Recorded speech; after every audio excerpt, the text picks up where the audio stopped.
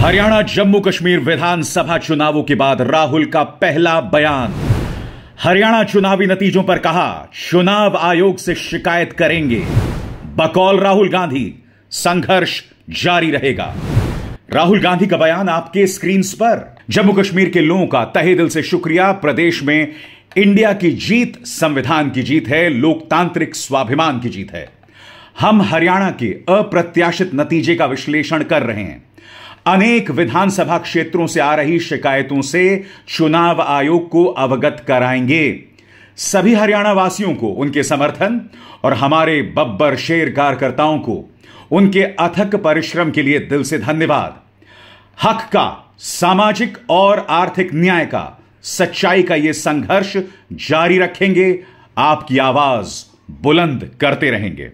हरियाणा में जीत के बाद बेशक प्रधानमंत्री नरेंद्र मोदी पर भारतीय जनता पार्टी के मुख्यालय में पुष्प वर्षा की जाए, मगर ये बात प्रधानमंत्री नरेंद्र मोदी भी समझते हैं कि ये जीत उनके करिश्मे की वजह से नहीं है। क्योंकि अगर ये जीत प्रधानमंत्री नरेंद्र मोदी की बदौलत हुई होती तो प्रधानमंत्री नरेंद्र मोदी अपनी चुनावी रैलियों को बढ़ाते। आप भी जानते हैं दोस्तों कि इस बार प्रधानमंत्री ने सिर्फ 4 रैलियां की। भारतीय जनता पार्टी को कहीं ना कहीं इस बात का डर था कि प्रधानमंत्री नरेंद्र मोदी का चेहरा अगर चुनावों में बार बार सामने आया तो इसका नुकसान बीजेपी को हो सकता है। आज भारतीय जनता पार्टी दोबारा हरियाणा में सत्ता में है, मगर दोबारा सत्ता में आने के बाद दोस्तों एक बहुत ही खतरनाक टूल किट जारी हो गया है और इसकी गूंज जो है वो महाराष्ट्र के चुनावों में भी सुनाई देगी। झूठ कहा जा रहा है, हिंदू मुस्लिम माहौल भड़काया जा रहा है दोस्तों। गोदी मीडिया कह रहा है कि यह प्रधानमंत्री नरेंद्र मोदी के नाम का करिश्मा है, उनके चेहरे का करिश्मा है। और जैसे मैंने आपको बतलाया दोस्तों, प्रधानमंत्री नरेंद्र मोदी हरियाणा के चुनावों से पूरी तरह से गायब थे। इस जीत की कल्पना खुद भारतीय जनता पार्टी ने नहीं की थी, खुद मुख्यमंत्री नायब सैनी ने नहीं की थी। यह बात अलग है कि उन्होंने एक रहस्यमय प्रेस कॉन्फ्रेंस में यह जरूर कह दिया था कि आप आराम कीजिए, जीतने हम ही वाले हैं। मगर सबसे पहले दोस्तों, गोदी मीडिया किस तरह का खेला कर रहा है यह मैं आपको बतलाता हूं। साफ तौर पर एक टूल किट जारी हो गया है जिसके अंतर्गत माहौल को हिंदू और मुस्लिम के तर्ज पर भड़काया जा रहा है। हरियाणा की जीत का हिंदू मुस्लिम से कोई लेना देना नहीं है, मगर गोदी मीडिया एक टूल किट के सहारे यही सब जहर, यही सब नफरत कर रहा है और इस जीत का श्रेय प्रधानमंत्री को दे रहा है, जबकि आप जानते हैं यह क्रेडिट उन्हें जा ही नहीं सकता। और कारण मैं आपको बतला चुका हूं। सबसे पहले मैं आपको बतलाना चाहता हूं अलग अलग न्यूज चैनल्स क्या कह रहे हैं। सबसे पहले नवभारत, हरियाणा में जीत बंपर, हिंदू बटे नहीं, बड़ा फैक्टर। यहां पर हिंदुओं की बात कहां से आ गई मैं समझना चाहता हूं टाइम्स नाउ नवभारत से। आप जानते हैं दोस्तों कि यह चुनाव किसी भी कीमत पर सांप्रदायिक नहीं थे। कल जो तमाम बहस दिन भर होती रही, कहीं पर भी कोई सांप्रदायिक बहस का जिक्र ही नहीं हुआ है, जबकि यह कहा जा रहा है कि यह जाट बनाम 36 बिरादरी हो गया। चूंकि कांग्रेस का फोकस जाट बिरादरी पर था तो जो अन्य बिरादरियां थीं या फिर जो अन्य कास्ट थे वो भाजपा के पक्ष में लामबंद हो गए। और साथ ही खेल 450 स्वतंत्र उम्मीदवारों का था, जिनमें से भारतीय जनता पार्टी ने बेहिसाब पैसा झोंका। वोट कटुओं की भी बात थी, जिसके चलते कांग्रेस को कम से कम 15 सीटों का नुकसान हुआ। ये तमाम मुद्दे थे, मगर मैं समझना चाहता हूं ये लोग इसे हिंदू मुस्लिम करने की क्यों कोशिश कर रहे हैं। क्योंकि निगाह में महाराष्ट्र है, भूख अभी मिटी नहीं। देखिए किस तरह से प्रधानमंत्री को भी श्रेय दिया जा रहा है। एक अकेला सब पर भारी, मोदी का नाम ही काफी है। मैं इस चैनल से समझना चाहता हूं कि यहां पर मोदी जी को श्रेय क्यों दिया जा रहा है भाई, नायब सैनी को श्रेय क्यों नहीं दिया जाता। सबसे बड़ी बात, जेपी नड्डा को इसका श्रेय क्यों नहीं दिया जाता। क्योंकि आप जानते हैं दोस्तों, जैसे जैसे एग्जिट पोल्स में यह बात स्पष्ट हो रही थी कि हरियाणा में बीजेपी नहीं जीतने वाली है, हर चैनल पर जेपी नड्डा की तस्वीर आ गई। यानी हार हो तो जेपी नड्डा, जीत हो तो प्रधानमंत्री। इस बार बीजेपी को लग रहा था हारने वाले हैं तो हर जगह जेपी नड्डा की तस्वीर आ गई। अब आउट ऑफ सिलेबस क्वेश्चन आ गया, यानी कि बीजेपी जीत गई तो भाजपा को अचानक फिर से प्रधानमंत्री को सामने लाना पड़ा, जो ये चैनल कर भी रहा है। आगे देखिए साहब, कांग्रेस की माया अब ईवीएम की बैटरी ने हराया। हरियाणा में मोदी लहर, बीजेपी बाजीगर। मोदी लहर। फिर मैं आपसे पूछना चाहता हूं, अगर प्रधानमंत्री नरेंद्र मोदी को इस्तेमाल ही नहीं किया गया तो वो मोदी लहर कैसे हो सकती है साहब? और फिर जहरीले चिंटू आपके सामने, मोदी योगी ने ऐसा जगाया, हिंदुओं ने ही कांग्रेस को निपटाया। हिंदुओं ने ही कांग्रेस को निपटाया। शब्दों के चयन को देखिए दोस्तों, साफ तौर पर दिखाई दे रहा है कि मंशा क्या है और आने वाले दिनों में क्या किए जाने की कोशिश की जा रही है। और मैं इसे टूल किट क्यों कह रहा हूं दोस्तों, क्योंकि कुछ ही देर में मैं आपको सुनाने वाला हूं कि प्रधानमंत्री नरेंद्र मोदी ने दरअसल कहा क्या है। यह देखिए, इंडिया टीवी, हरियाणा में बीजेपी की बड़ी जीत, मोदी मैजिक हिट। हरियाणा में मोदी एंड नायब, मोहब्बत की दुकान गायब। शुक्र है इंडिया टीवी ने नायब सैनी को कुछ तो क्रेडिट दे दिया, यानी कि तमाम न्यूज चैनल्स में सिर्फ मोदी की लहर की बात की जा रही है। नड्डा साहब पूरी तरह से गायब हैं। अरे भाई, इतना बड़ा अत्याचार नड्डा साहब से क्यों करते हैं आप? सबसे बड़ी बात, भाजपा मेरे सवाल का जवाब दे, अगर यह मोदी लहर है तो प्रधानमंत्री गायब क्यों थे? और जैसे मैंने बताया, हिंदू मुस्लिम करने की कोशिश की जा रही है। कुछ ही देर पहले मैंने आपसे कहा यह एक टूल किट है, और अगर आपको समझना है तो आपको प्रधानमंत्री का यह बयान सुनना पड़ेगा। प्रधानमंत्री ने क्या कहा वो मैं आपको सुनाऊंगा, मगर सबसे पहले शब्दशः उन्होंने क्या कहा आपकी स्क्रीन पर। कांग्रेस के शाही परिवार ने तो डंके की चोट पर कहा कि वो आरक्षण खत्म कर देंगे। दलितों और पिछड़ों का आरक्षण छीनकर कांग्रेस अपने वोट बैंक को देना चाहती थी। हरियाणा में भी वो यही करना चाहती थी। दो झूठ प्रधानमंत्री के। पहला, कांग्रेस आरक्षण खत्म करना चाहती है, यह सरासर झूठ है, मगर प्रधानमंत्री को क्या फर्क पड़ता है? वो देश के प्रधानमंत्री हैं, वो झूठ बोल सकते हैं, गलत बयानी कर सकते हैं, वो लगातार कर रहे हैं। यही लोकसभा चुनावों के दौरान हुआ था, जब उन्होंने कांग्रेस के घोषणा पत्र के बारे में झूठ कहा, और यही बात अब यहां पर कही जा रही है। कहा जा रहा है कि आरक्षण छीनकर कांग्रेस अपने वोट बैंक को दे देगी, यानी कि मुसलमानों को दे दी जाएगी। आप जानते हैं दोस्तों, यह बात हकीकत से कोसों दूर है, मगर प्रधानमंत्री ये झूठ बोल रहे हैं, यानी कि उनके लहजे में हिंदू मुस्लिम साफ तौर पर आप महसूस कर सकते हैं। सुनिए प्रधानमंत्री ने क्या कहा। कांग्रेस के शाही परिवार ने तो डंके की चोट पर कहा कि वो आरक्षण खत्म कर देंगे। दलित और पिछड़ों का आरक्षण छीनकर कांग्रेस अपने वोट बैंक में देना चाहती थी। हरियाणा भी वो यही करने जा रही थी। ये जो हिंदू मुस्लिम का खेल है ना दोस्तों, ये बहुत लंबा जाता है। याद कीजिए, अभी 2 ही दिन पहले मोहन भागवत का ये बयान कि हिंदुओं को अपनी रक्षा करनी पड़ेगी, हिंदू एकता की वो बात कर रहे थे। मैं फिर आपसे पूछना चाहता हूं, हम 11वें साल में प्रवेश कर रहे हैं, प्रधानमंत्री का शासन, मोदी जी का शासन। 11वें साल में भी हिंदू सुरक्षित नहीं है। योगी आदित्यनाथ बटेंगे तो कटेंगे। प्रधानमंत्री महाराष्ट्र पहुंचते हैं, वहां पर भी वो हिंदू एकता की बात करते हैं बगैर नाम लिए, और फिर हिंदुओं को कहा जाता है कि आप खतरे में हो। और फिर जब नतीजे आते हैं तो देखिए न्यूज चैनल्स किस तरह से हिंदू मुस्लिम करते हैं। ये टूल किट नहीं तो क्या है दोस्तों, और इसी की जमीन तैयार की जा रही है महाराष्ट्र चुनावों के लिए। कल्पना कीजिए दोस्तों, अगर कश्मीर में भारतीय जनता पार्टी जीत जाती और अगर वो पीडीपी के साथ सरकार बना लेती, आप जानते हैं उसका असर बाकी भारत पर क्या पड़ता है। क्योंकि मैं आपको याद दिलाना चाहूंगा, जब 3.5 साल तक पीडीपी के साथ सरकार चली थी तब क्या क्या हुआ था आपको याद है? जेएनयू के अंदर अचानक रहस्यमय तरीके से कुछ कश्मीरी छात्र आते हैं और वो नारे लगाते हैं, भारत तेरे टुकड़े होंगे इंशाअल्लाह इंशाअल्लाह। दोष किस पर मढ़ा जाता है? कन्हैया पर, उमर खालिद पर, शहला रशीद पर। मगर वो लोग जो नारे लगाते हैं, जब तक पीडीपी के साथ भाजपा की सरकार थी, उन कश्मीरी छात्रों का नाम चार्जशीट में नहीं आता। जैसे ही यह गठबंधन टूटता है, कुछ रहस्यमयी कश्मीरी छात्रों का नाम चार्जशीट में आ जाता है। मगर मैं आपसे एक और सवाल पूछना चाहता हूं, जिन लोगों ने वो भारत विरोधी नारे लगाए थे वो कहां हैं? उनकी कभी आपने तस्वीर देखी? पीडीपी के साथ मलाई काट रहे थे आप, सत्ता में थे, मगर बाकी भारत में कश्मीरियों पर हमला हो रहा था, लगातार टारगेट किया जा रहा था।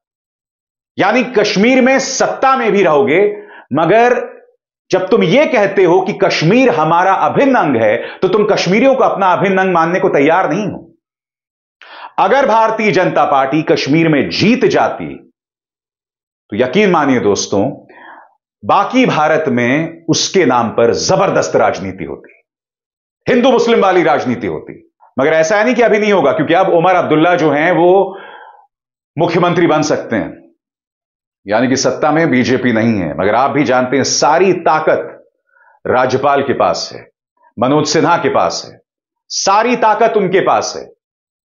बिल्कुल दिल्ली की तरह उमर अब्दुल्ला भी असहाय मुख्यमंत्री होंगे।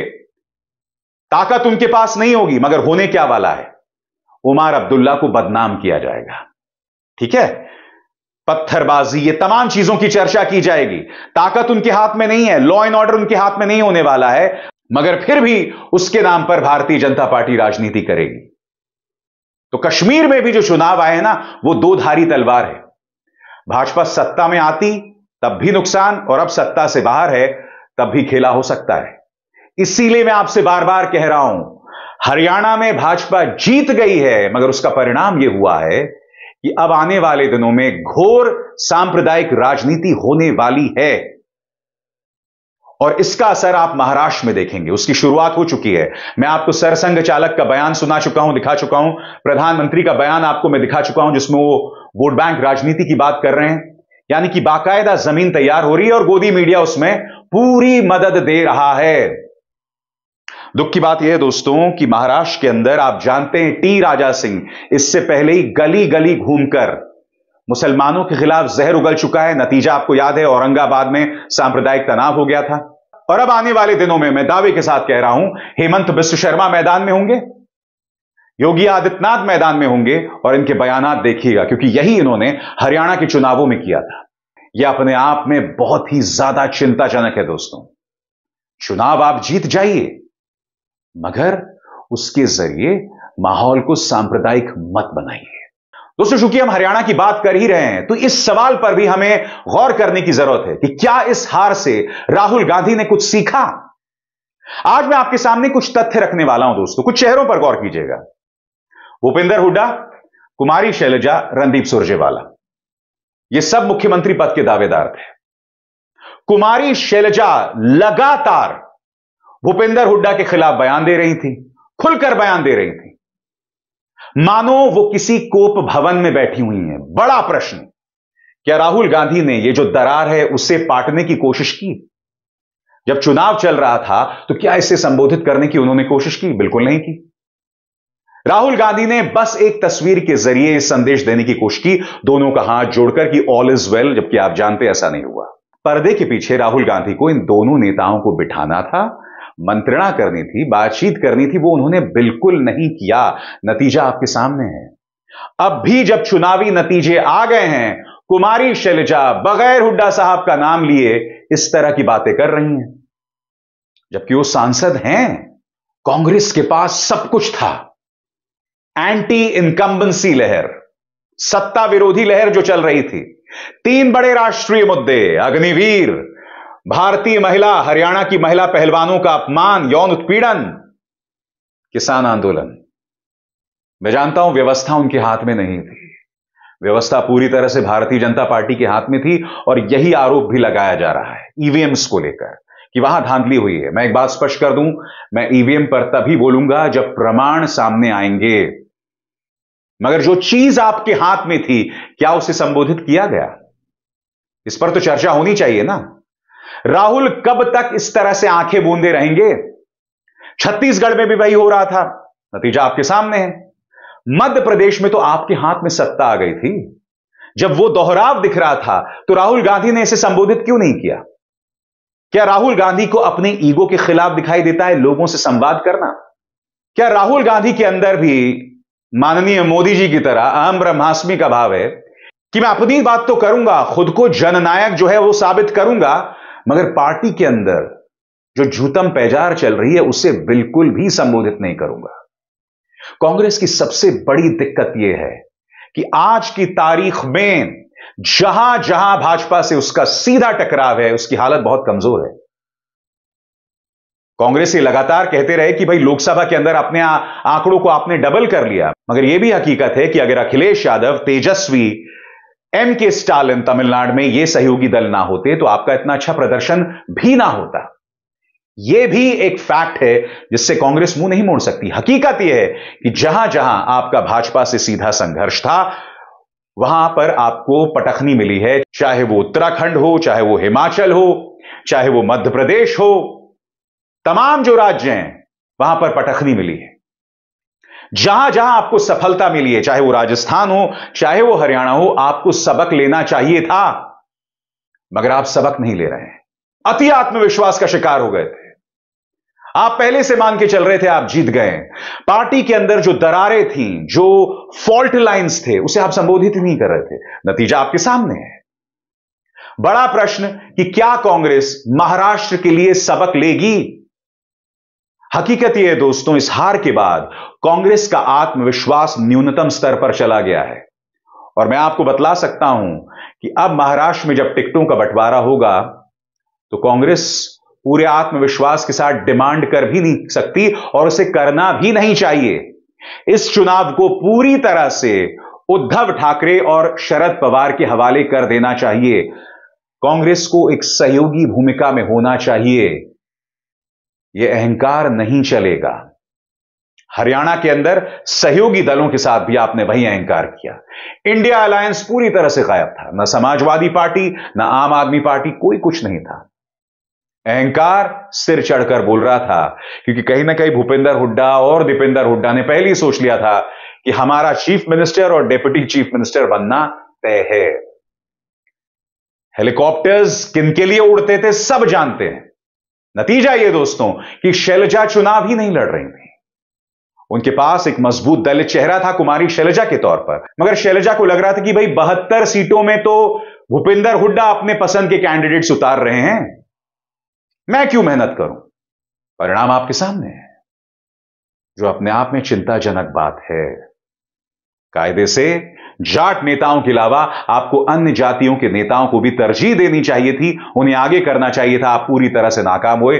नतीजा, एंटी इनकम्बेंसी लहर के बावजूद, 3 बड़े राष्ट्रीय मुद्दों के बावजूद कांग्रेस चुनाव हार गई और इसका ठीकरा राहुल गांधी के सिर पर फोड़ा जाना चाहिए। राहुल गांधी को सामने आना चाहिए और इस हार को अपनी हार बताना चाहिए। मगर क्या ऐसा होगा? क्योंकि वो तो अपने आप को जननायक समझते हैं ना। अभिसार शर्मा को दीजिए इजाजत। नमस्कार। स्वतंत्र और आजाद पत्रकारिता का समर्थन कीजिए, सच में मेरा साथी बनिए। बहुत आसान है दोस्तों, इस ज्वाइन बटन को दबाइए और आपके सामने आएंगे ये 3 विकल्प, इनमें से एक चुनिए और सच के इस सफर में मेरा साथी बनिए।